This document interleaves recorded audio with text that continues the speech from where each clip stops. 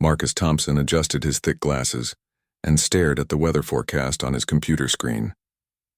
The numbers made his stomach twist with worry. A massive snowstorm was heading toward the small mountain town of Cedar Ridge, Colorado. As the town's only structural engineer, he knew something that nobody else did, something that could kill people. 3 months earlier, Marcus had discovered serious cracks in the foundation of the old Miller farmhouse on Maple Street. The house was over 80 years old, and the recent heavy rains had weakened its already fragile structure. He had written a detailed report recommending immediate evacuation, but the town council had buried it. They said repairs would cost too much money and the Miller family couldn't afford to move. Marcus had tried to sleep that night, but guilt ate at him like acid. He thought about Sarah Miller, a single mother of 2 young children, and her elderly father who lived with them. They had no idea their home could collapse at any moment. The engineer had knocked on their door twice, trying to explain the danger, but each time he lost his nerve. How do you tell a struggling family that their only shelter might become their grave? The secret had been destroying Marcus for months. He was a quiet man who had moved to Cedar Ridge 5 years ago after a terrible accident in Denver. Back then, he had been working on a shopping mall project. His calculations had been perfect, but his supervisor had changed the specifications to save money. When part of the building collapsed during construction, 2 workers died.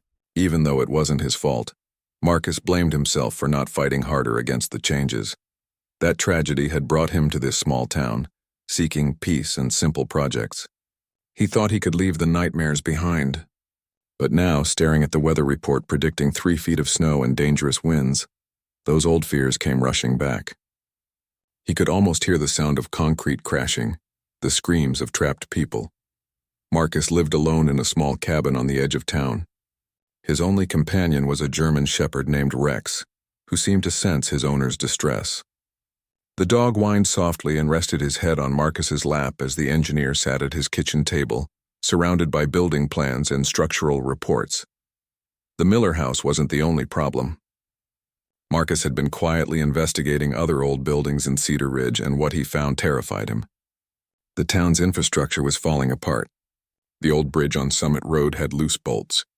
The roof of the elementary school had water damage that could lead to collapse. The fire station's foundation was settling unevenly, but Marcus had learned to keep quiet. After the Denver incident, he had tried to be the whistleblower, the engineer who spoke up about safety concerns. It had cost him his job, his reputation, and his marriage. His wife had left him, saying she couldn't handle the stress of being married to someone who always saw disaster around every corner. In Cedar Ridge, Marcus had tried a different approach. He did his job quietly, filed his reports, and tried not to make waves.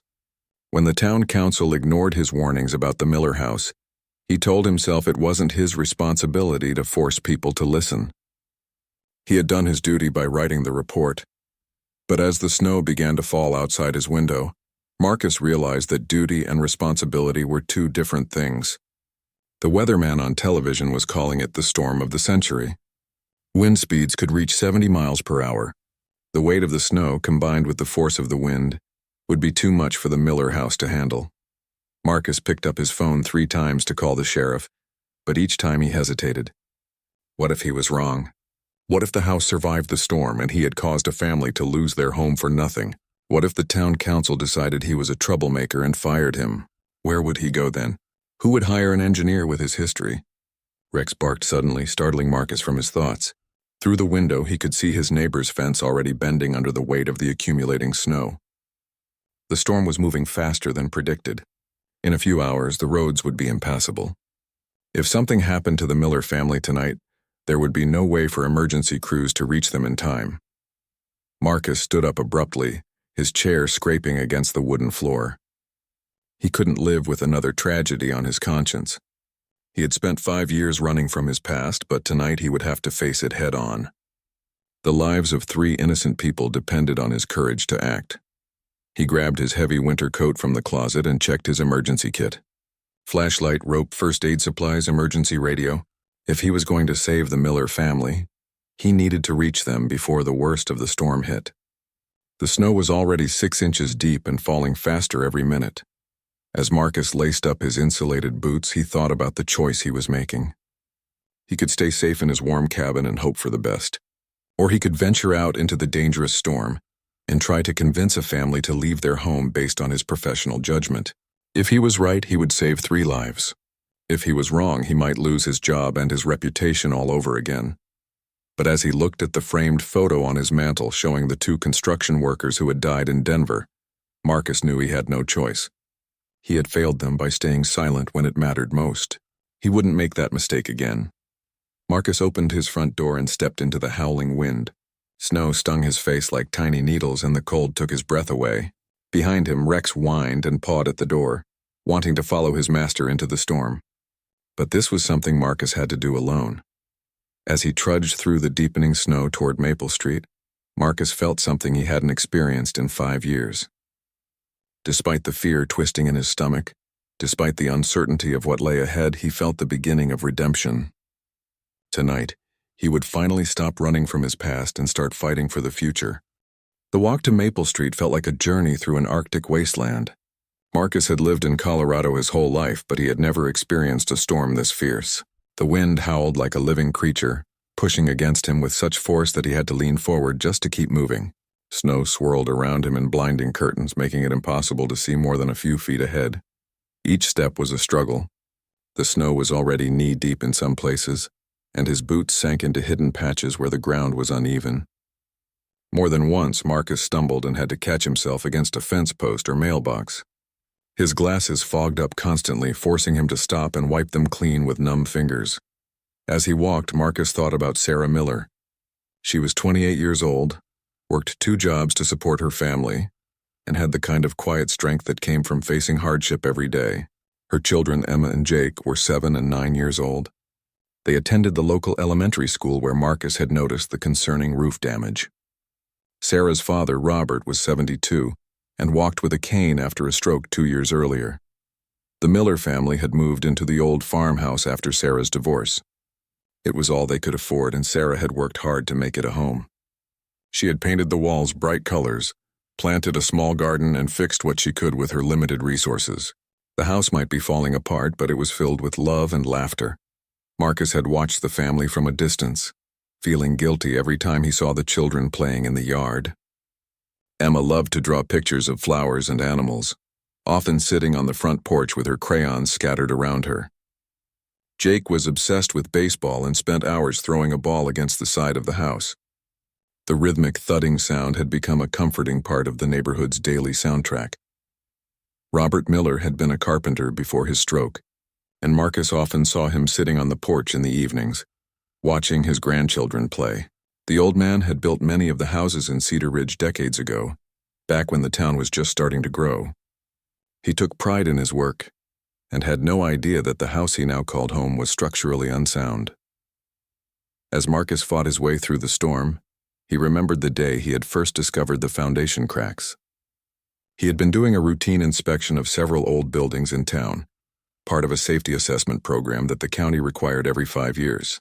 The Miller house hadn't been on his original list, but Sarah had approached him at the grocery store and asked if he could take a look at some water damage in their basement.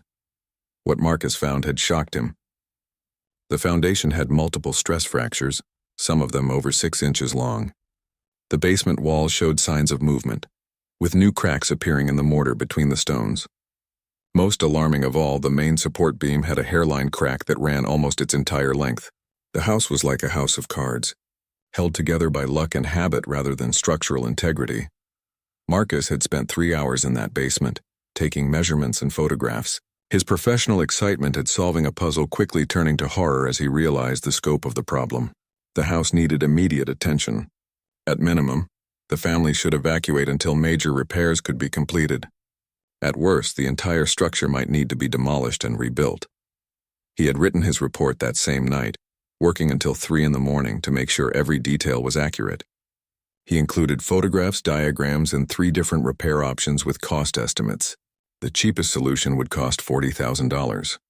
The most comprehensive approach would require over $100,000 and 6 months of work. When Marcus submitted his report to the town council, he had expected immediate action. Instead, he found himself sitting in a closed-door meeting with Mayor Peterson and 2 council members, being told that his recommendations were impractical and unnecessarily alarmist.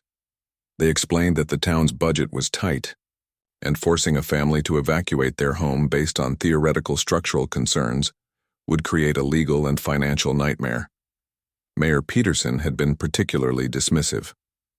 He was a real estate developer who had moved to Cedar Ridge 10 years earlier, with big plans to turn the small mountain town into a resort destination.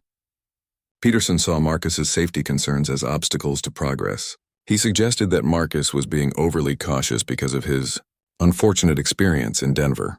The meeting had ended with a polite but firm request that Marcus keep his concerns to himself until the town could figure out a practical solution. Marcus had left that meeting feeling frustrated and powerless, but he had convinced himself that the town officials knew best. After all, they understood the local politics and financial realities better than he did. Now, as the storm raged around him, Marcus realized how foolish he had been. There was no practical solution that would magically appear. The Miller family was living in a death trap, and he was the only person who could save them. The wind suddenly shifted direction, hitting Marcus from the side and nearly knocking him off his feet.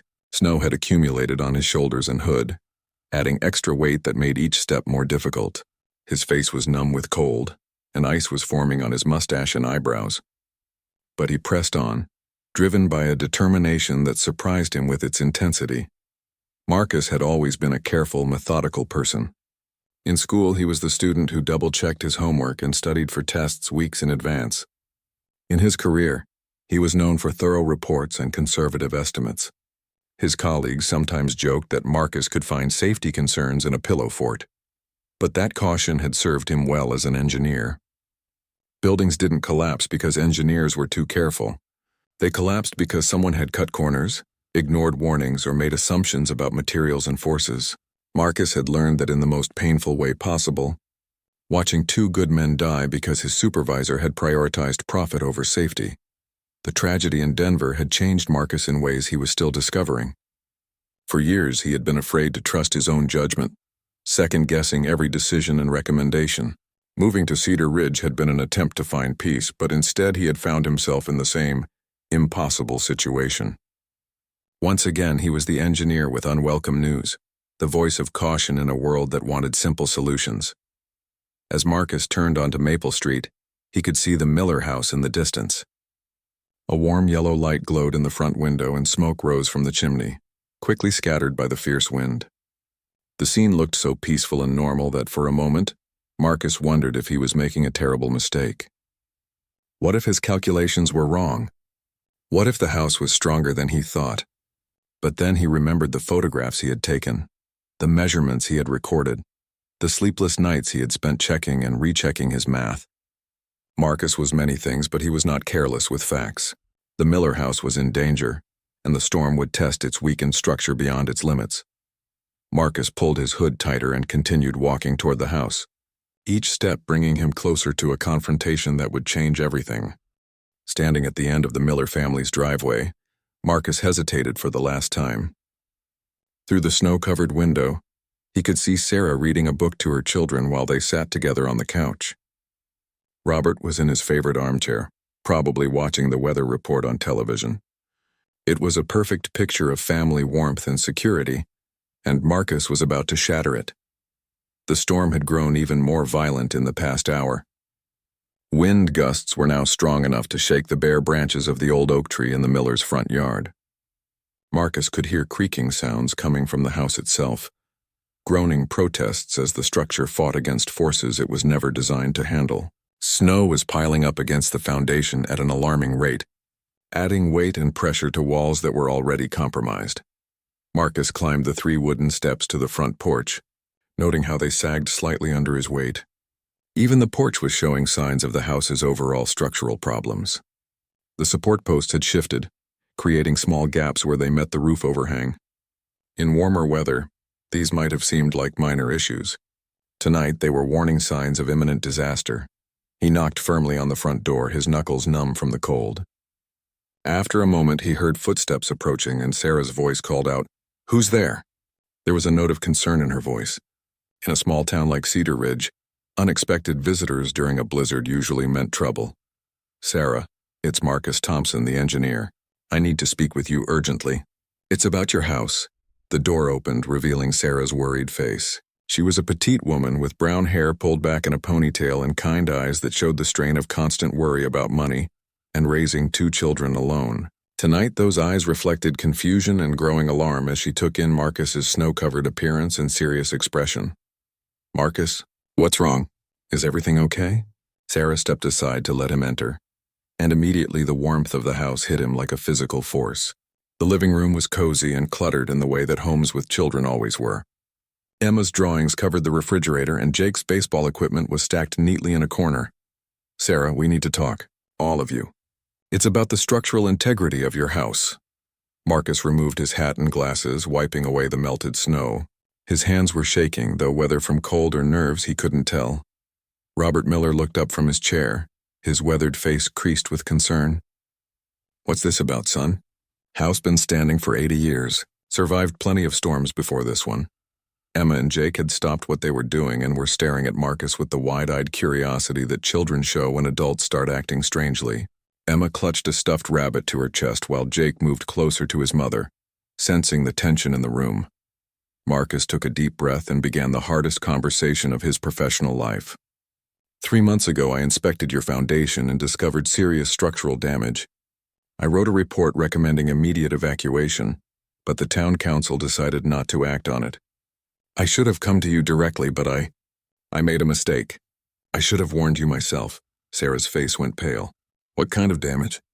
How serious?" "The foundation has multiple cracks and the main support beam is compromised. Under normal circumstances, the house is barely stable. But this storm is creating conditions that could cause a complete structural failure. The weight of the snow, combined with the wind pressure, could cause the house to collapse."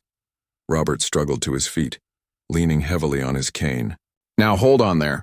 I've been working with buildings my whole life. This house has some settling, sure, but it's not going to fall down in one storm." Marcus understood the old man's resistance. Robert had spent decades building homes in Cedar Ridge.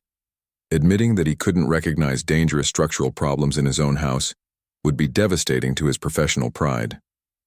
But Marcus didn't have time for gentle persuasion.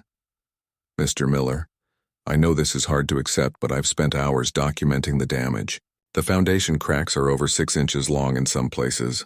The basement walls are moving, and that main beam has a crack that runs almost its entire length. I have photographs and measurements to prove it." Sarah sank onto the couch, pulling her children closer to her. "So what are you saying? That we need to leave? Tonight in this storm? I know it sounds crazy, but yes. You need to evacuate immediately. I've brought emergency supplies and I can help you get to the school. It's the most structurally sound building in town and it's set up as an emergency shelter." Jake looked up at his mother with frightened eyes. "Mom, are we in danger? Is our house going to fall down?" Sarah struggled to find words that would be honest but not terrifying for her children. "I don't know, sweetheart. But if Mr. Thompson thinks we should leave, then maybe we should listen to him." Robert was shaking his head stubbornly. "This is nonsense. Pure nonsense. You can't expect us to abandon our home based on some engineer's theories. Look around you. Does this look like a house that's about to collapse?" As if in response to his words, a tremendous gust of wind struck the house, causing the windows to rattle violently. Somewhere upstairs, a door slammed shut with a bang that made everyone jump. The lights flickered for a moment, and they could hear the electrical wires humming with stress. Marcus seized the moment. "Mr. Miller, that's exactly what I'm talking about. The house is already showing signs of stress, and the storm is just getting started. Weather reports are calling for winds up to 70 miles per hour and 3 feet of snow. This structure can't handle that kind of load." Sarah was studying Marcus's face, trying to decide whether to trust him. "Why didn't you tell us about this 3 months ago? Why wait until now?" Marcus felt shame wash over him like a physical pain. "Because I'm a coward.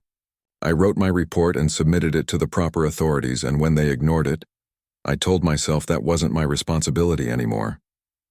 I was wrong. I should have come to you immediately. I should have insisted that you understand the danger." The honesty in his voice seemed to reach Sarah in a way that technical explanations couldn't. She could see the guilt and fear in his eyes, and she realized that this man was risking his reputation and possibly his career to warn them. "How long do we have?" she asked quietly. Marcus glanced toward the window where the snow was now falling so heavily that the streetlights were barely visible. "I don't know. Maybe an hour, maybe less. The snow is accumulating faster than predicted and the wind is getting stronger. We need to leave now while the roads are still passable. Emma started to cry, overwhelmed by the adult conversation she didn't fully understand, but knew was serious. I don't want to leave my room. All my drawings are here. Sarah hugged her daughter tightly. It's okay, baby. We'll just be gone for a little while, like a camping adventure. But Robert remained unmoved. I'm not leaving. This is my home, and I'm not going to be scared out of it by some doomsday predictions. You can take the children if you want, but I'm staying put. Marcus realized that he was facing a choice he hadn't anticipated. He had assumed that once he explained the danger, the family would immediately agree to evacuate. But Robert's stubborn refusal created a new problem. Sarah clearly didn't want to leave her father behind, but she also couldn't ignore the risk to her children. Outside, another powerful gust of wind shook the house, and this time they all heard something that made Marcus's blood run cold. It was a deep, grinding sound like wood and stone being forced beyond their limits. Somewhere in the house's structure, something had just given way.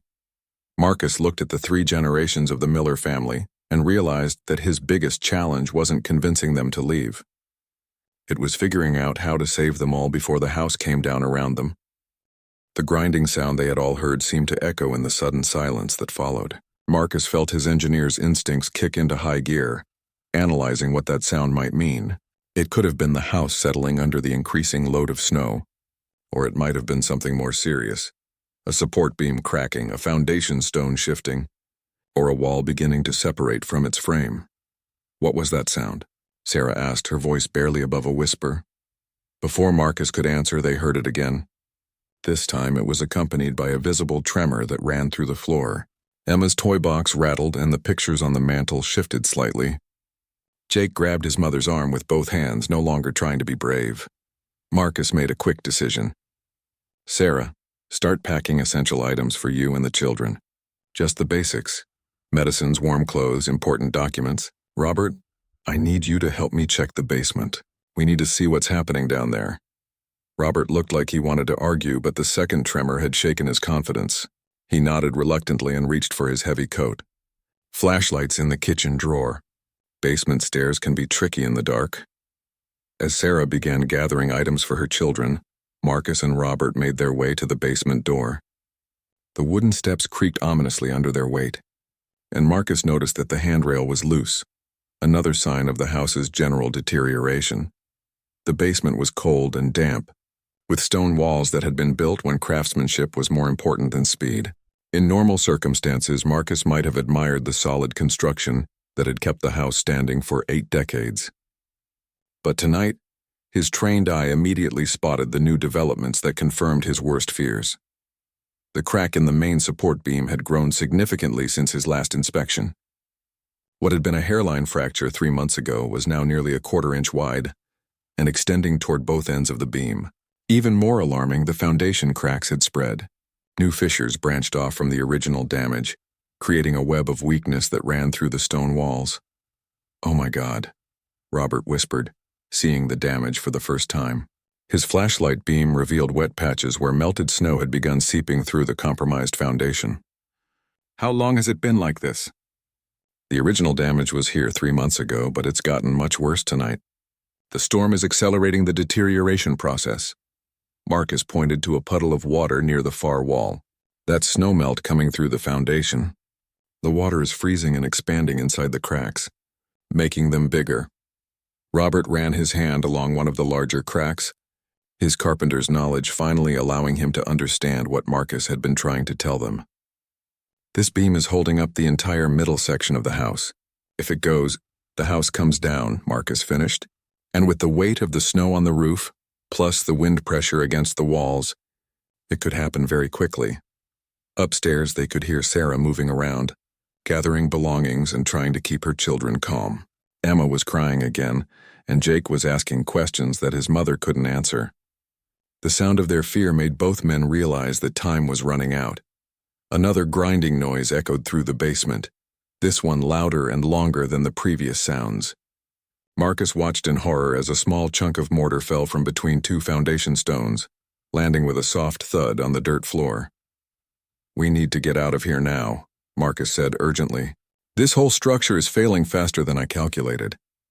They climbed the basement stairs as quickly as Robert's mobility would allow, but halfway up, they heard a sound that made Marcus's heart stop.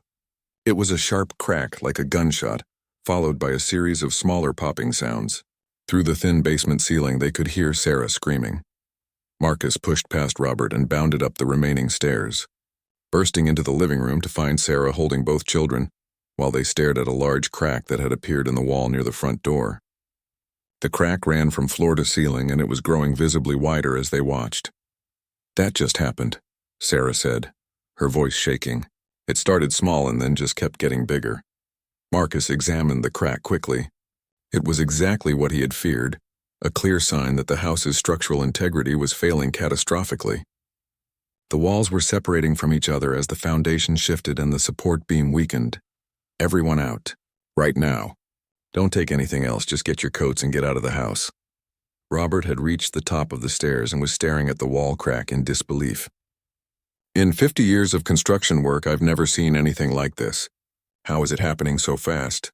"Perfect storm conditions," Marcus explained while helping Emma with her coat. "The weight of the snow is creating downward pressure on a roof that's already stressed.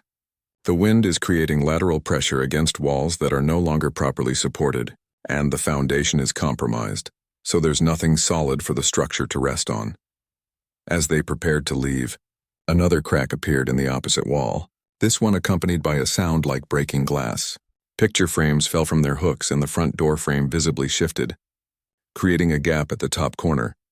Jake was crying now, overwhelmed by the terror of watching his home literally fall apart around him. "Mom, I'm scared. What's happening to our house?" Sarah picked up her son while Marcus grabbed Emma. "It's going to be okay, baby. We're going somewhere safe." But as Marcus reached for the front door, he discovered their first major problem.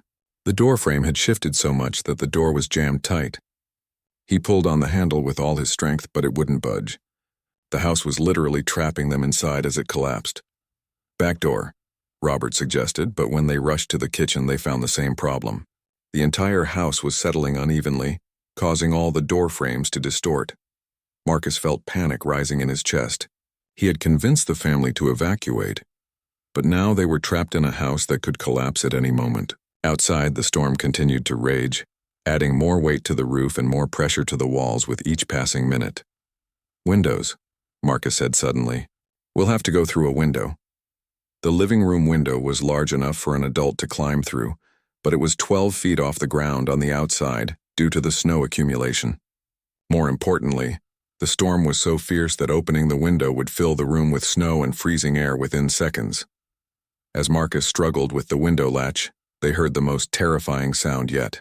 It started as a low rumble like distant thunder, but it was coming from within the house itself. The main support beam in the basement was finally giving way. "Hold on to something," Marcus shouted just as the floor tilted sharply to one side. Emma screamed as she slid across the sloping floor, but Marcus caught her before she could hit the wall. Sarah grabbed the door frame with one hand while holding Jake with the other. Robert lost his balance and fell, his cane clattering across the tilting floor. The house was no longer settling gradually. It was collapsing in real time, and they were still inside. Marcus realized that his careful plans for evacuation were useless now. This had become a rescue mission, and he was the only one with the knowledge and strength to get them all out alive. But first, he had to figure out how to escape from a building that was actively trying to kill them. With the floor tilted at a dangerous angle and the house groaning like a wounded animal, Marcus fought against panic and forced himself to think like an engineer. The main support beam had partially failed, causing the center of the house to drop several inches. But the structure hadn't completely collapsed yet, which meant they still had a window of opportunity to escape. The problem was that all their normal exit routes were blocked. The doors were jammed shut by the shifted frames, and the windows were too high off the ground due to snow accumulation. Marcus needed to create a new way out, and he needed to do it fast. "Sarah, take the children to the corner by the fireplace. That's the strongest part of the room." Marcus had to shout over the sound of creaking wood and rattling windows. "Robert, I need your help. Where do you keep your tools?" Robert struggled to his feet, using the wall for support on the sloping floor. "Garage. But we can't get there from inside the house." Marcus's mind raced through the possibilities. The garage was attached to the house but had its own foundation. If they could reach it, they might be able to get to Robert's tools and find a way to break through the wall or create an opening large enough to escape through. Another ominous crack echoed through the house, this one followed by the sound of something heavy falling upstairs. Marcus guessed that part of the second floor had just collapsed into one of the bedrooms. They were running out of time. "The kitchen," Marcus said suddenly. "There's a door between the kitchen and the garage, right?" "Yes, but it's probably jammed like the others." Marcus was already moving toward the kitchen, fighting gravity as he climbed up the sloped floor. The kitchen door to the garage was indeed stuck, but unlike the exterior doors, this one opened inward. Marcus braced his feet against the doorframe and pulled with all his strength. After several attempts, the door suddenly gave way, sending him tumbling backward. The garage was darker than the house but seemed more stable. Most importantly, Robert's workshop was here, complete with power tools, sledgehammers, and everything else they would need to create an emergency exit. "Sarah, bring the children. We're going to the garage." Moving from the tilting house into the garage felt like stepping from a sinking ship onto a life raft. The garage floor was level, and the walls weren't showing any signs of stress. Marcus immediately began searching through Robert's tools, looking for something that could break through the garage door or create an opening in one of the walls. Robert joined him at the workbench, his movements more confident now that he was in familiar territory. "What's your plan?" "We need to get out of this building before the rest of the house comes down. If the main structure collapses completely, it could take the garage with it." Marcus found a battery-powered reciprocating saw and tested it. The battery was fully charged. "Can this cut through the garage door?" "It'll cut through the metal, but the door is heavy and spring-loaded. If we're not careful, it could fall on someone." Sarah had settled the children in the corner farthest from the house, but they could still hear the sounds of destruction coming through the connecting door. Emma was clinging to her stuffed rabbit and crying quietly, while Jake sat close to his mother with wide, frightened eyes. "Mom, is Grandpa going to be okay?" Jake asked, watching as Robert and Marcus worked frantically with the tools. "We're all going to be okay," Sarah said, trying to project confidence she didn't feel. "Mr. Thompson knows what he's doing." Marcus hoped she was right. His engineering training had taught him about structural failures and emergency procedures, but he had never actually been trapped in a collapsing building before. Everything he was doing was based on theory and educated guesses.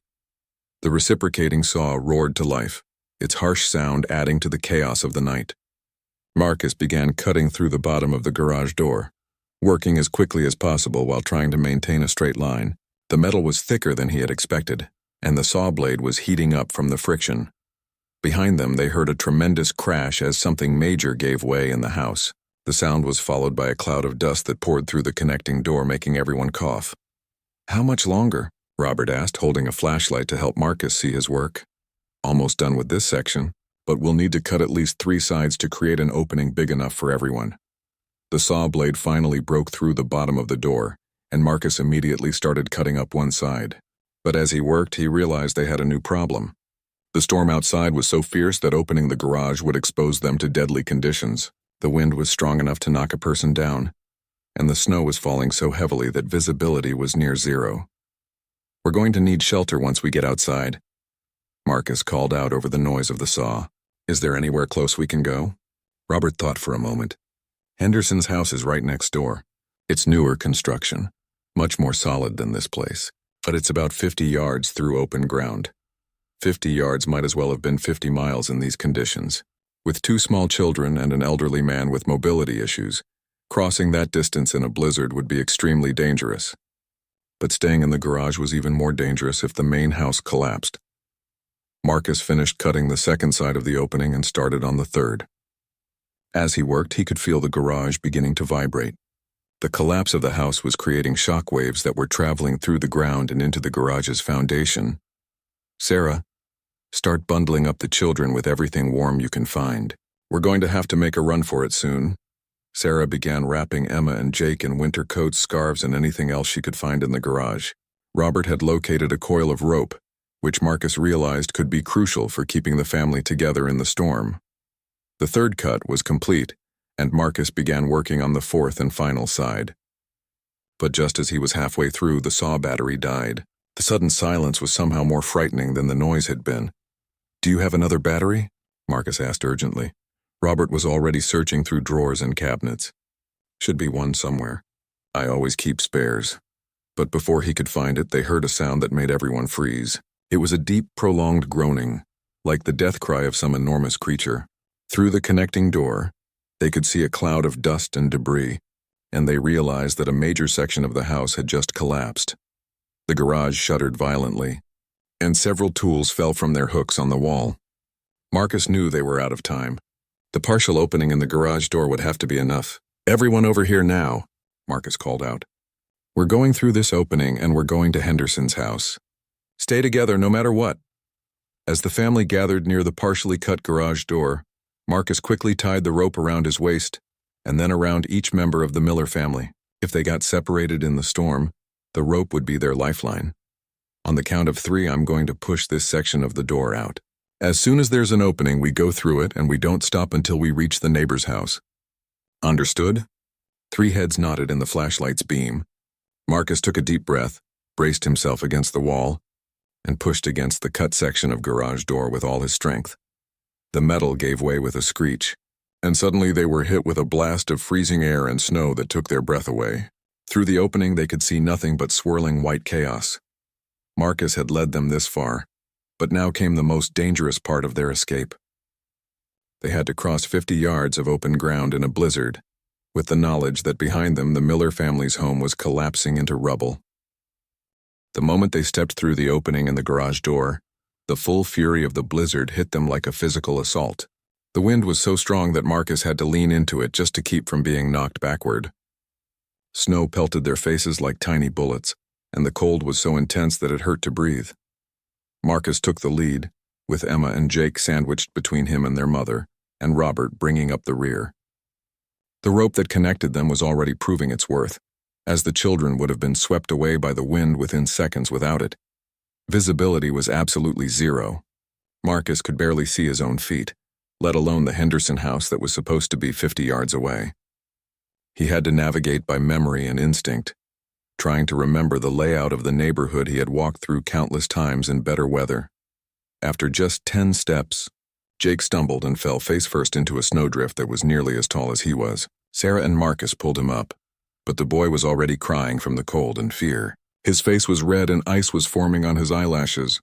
"I can't see anything," Sarah shouted over the wind. "How do we know we're going the right way?" Marcus was asking himself the same question. In conditions like these, it would be easy to walk in circles or head in completely the wrong direction. People died in blizzards just yards from safety because they became disoriented and lost. Behind them, they heard another tremendous crash as more of the Miller house collapsed. The sound was both terrifying and motivating, reminding them that going back was not an option. Marcus tried to think like an engineer, using the wind direction as a reference point. The storm was coming from the northwest, which meant if he kept the wind hitting his left side, he should be walking roughly northeast toward the Henderson property. But after 20 more steps, Marcus realized they had a serious problem. Robert was struggling badly. The elderly man was already exhausted from the stress of the evening, and the combination of deep snow, fierce wind, and his limited mobility was proving too much. He was falling further behind with each step, putting dangerous strain on the rope that connected them all. "Wait," Marcus called out, bringing the group to a halt. They huddled together for a moment, trying to catch their breath and assess their situation. Robert was breathing heavily, and his face was pale with exertion. "I'm slowing you down.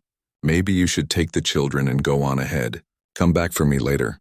"No," Sarah said firmly. "We're not leaving you behind."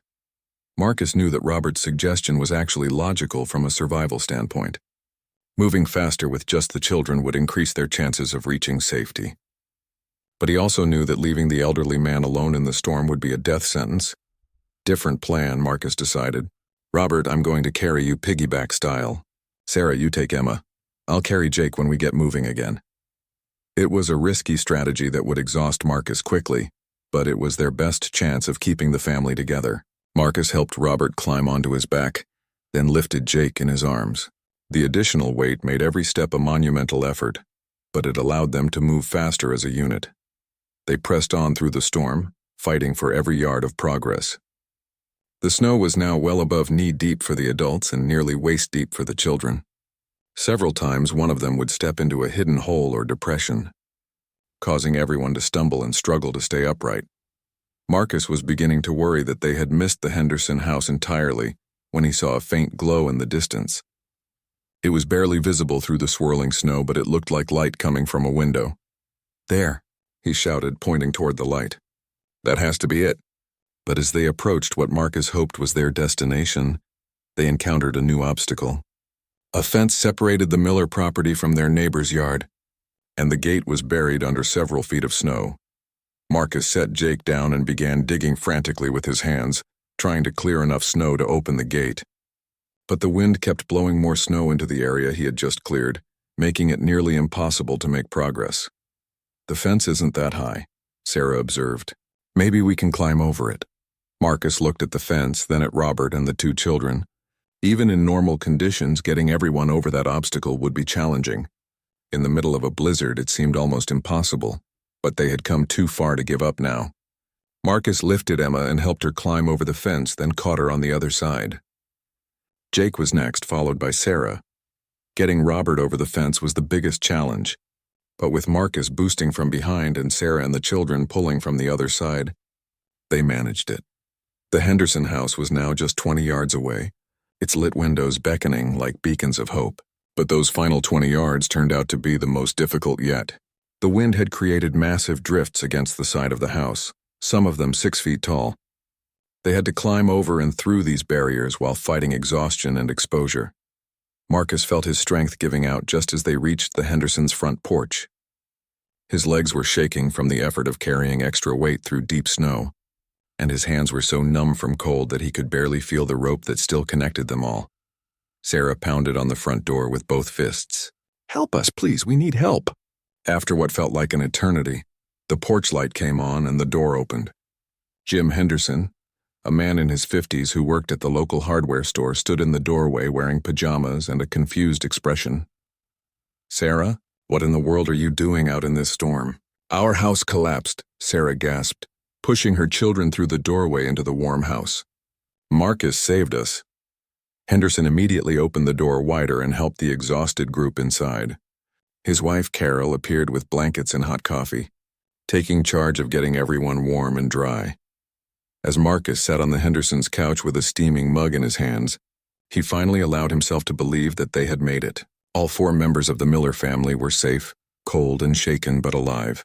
The rope that had connected them during their desperate journey still lay coiled on the floor, a reminder of how close they had come to disaster. Through the Hendersons' front window, Marcus could see across the yard toward where the Miller house had stood. Even through the storm, he could make out the dark silhouette of collapsed walls and debris. The home where they had been sitting just an hour earlier was now a pile of rubble buried under snow. Robert was staring out the same window, tears streaming down his weathered cheeks. 80 years, he whispered. That house stood for 80 years. Marcus felt the familiar weight of guilt settling on his shoulders. If he had acted sooner, if he had pushed harder against the town council's resistance, maybe they could have saved the house. Maybe the family wouldn't have lost everything they owned. But as he looked around the Hendersons' living room at Emma and Jake wrapped in blankets, at Sarah holding her children close, at Robert safe and warm despite his grief, Marcus realized something important. The house was gone, but the family was alive. His decision to act, even though it came almost too late, had made the difference between a tragedy and a miracle. The secret he had carried for 3 months was finally out in the open, and the consequences of speaking up had saved 3 lives. For the first time since the Denver incident, Marcus felt like he had done his job the right way. 3 days later, the storm had finally passed, leaving Cedar Ridge buried under 4 feet of snow. The sun shone brilliantly on a transformed landscape, making everything look clean and peaceful. But beneath that pristine surface lay the debris of the Miller house, a sobering reminder of how quickly everything could change. Marcus stood in the Hendersons' driveway, watching as emergency crews worked to clear the road. His truck was completely buried, along with most of the other vehicles in the neighborhood. But the roads were slowly being opened and normal life was beginning to return to the small mountain town. Inside the Henderson house, the Miller family was adjusting to their new reality. Sarah had spent hours on the phone with insurance companies, trying to understand what coverage they had and what they would need to rebuild their lives. The children were remarkably resilient, treating their temporary living situation like an extended sleepover with new friends. Robert had been the most affected by the loss. He sat by the window for hours staring at the ruins of the house where he had planned to spend his final years. But Marcus had noticed something interesting in the old man's demeanor. Along with the grief, there was a growing sense of gratitude that his family was safe. The story of the rescue had spread quickly through Cedar Ridge. Word traveled fast in a small town, and by the second day after the storm, everyone knew about the engineer who had risked his life to save his neighbors. Marcus found himself uncomfortable with the attention, but he recognized that his actions had changed his relationship with the community. Sheriff Williams had stopped by the Henderson house that morning to take an official report about the incident. He was particularly interested in Marcus's original safety report and the town council's decision to ignore it.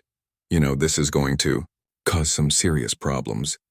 For Mayor Peterson and the council, the sheriff had told Marcus privately, when word gets out that they knew about the danger and did nothing, there's going to be hell to pay. Marcus had mixed feelings about that prospect. Part of him wanted to see accountability for the decision that had nearly cost 3 lives, but another part of him just wanted to move forward and focus on preventing similar tragedies in the future. On the afternoon of the 3rd day, Marcus received an unexpected visitor. Mayor Peterson arrived at the Henderson house looking haggard and defensive. He asked to speak with Marcus privately, and they walked out to the cleared section of driveway. I want you to know that the council is prepared to offer the Miller family significant compensation for their loss, Peterson began. We're also looking into emergency housing assistance and rebuilding funds. Marcus studied the mayor's face, seeing political calculation rather than genuine remorse. That's good to hear. But what about preventing this from happening to other families? Peterson shifted uncomfortably. We're forming a new safety committee to review all older structures in town. We'd like you to head that committee with a substantial increase in your salary and expanded authority. Marcus realized that Peterson was trying to buy his silence and cooperation. The mayor wanted to minimize the political damage from the incident while appearing to take decisive action. I'll consider the committee position, Marcus said carefully, but there are conditions. Full transparency in all safety reports, mandatory evacuations when structures are deemed unsafe, and no interference from the council when professional recommendations are made. Peterson clearly didn't like those terms, but he was in no position to negotiate. We'll discuss the details later. Right now, I just want to make sure everyone understands that this was an unprecedented situation. No one could have predicted how quickly that house would fail. Marcus felt his temper rising. I predicted it. I wrote a detailed report explaining exactly what would happen. The only thing I got wrong was the timeline. After Peterson left, Marcus walked back into the Henderson house to find Sarah packing the few belongings they had managed to gather. The insurance company had found them temporary housing in a rental property across town, and they would be moving out that afternoon. I don't know how to thank you, Sarah said, looking up from folding clothes. You saved our lives.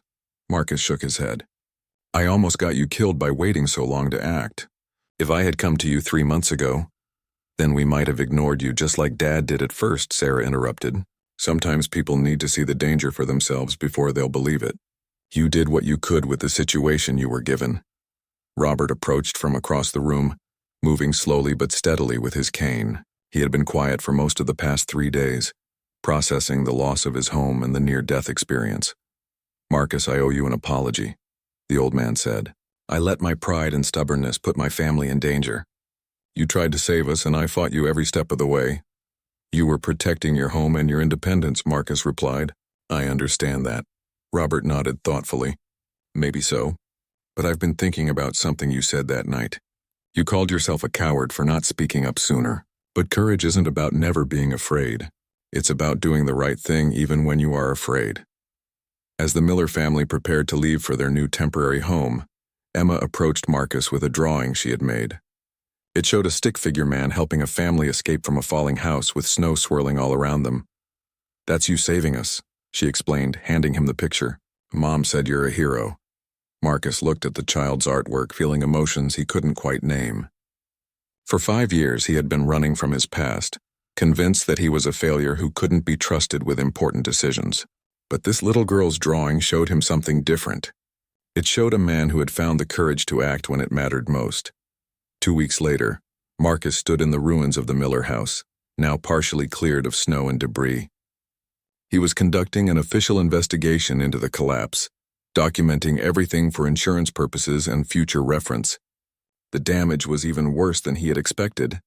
The main support beam had snapped completely in half, and the foundation had shifted by nearly 2 feet in some places. His preliminary report would show that the house had been on the verge of collapse for months, held together only by habit and luck. The storm had simply provided the final push that brought down a structure that was already doomed. As Marcus worked, taking photographs and measurements, he thought about the choices that had led to this moment. The town council's decision to ignore his warnings, his own decision to stay silent for 3 months. The storm that had forced everyone to confront the consequences of those choices. But he also thought about the choices that had saved 3 lives. His decision to walk through a blizzard to warn his neighbors. Sarah's decision to trust him despite her doubts. Robert's eventual decision to leave the home he loved. The Henderson family's decision to open their door to strangers in a storm. Marcus had learned something important during those terrifying hours in the collapsing house. Engineering wasn't just about calculations and structural analysis. It was about people, and the responsibility that came with knowledge that could save or endanger lives. His phone buzzed with a text message from Sarah. "Kids want to know if you're coming to Jake's baseball game Saturday. You're family now." Marcus smiled as he typed his response. Wouldn't miss it. For the first time in 5 years, Marcus Thompson wasn't running from his past. He was building a future, one honest conversation and one protected life at a time. The secret he had carried for 3 months was gone, replaced by something much more valuable. The knowledge that when it truly mattered, he had found the courage to do the right thing. The Miller house was gone, but the Miller family was safe. And in a small mountain town where everyone knew everyone else's business, that made all the difference. Marcus had finally learned that being an engineer wasn't just about understanding how things could fall down. It was about having the courage to speak up before they did.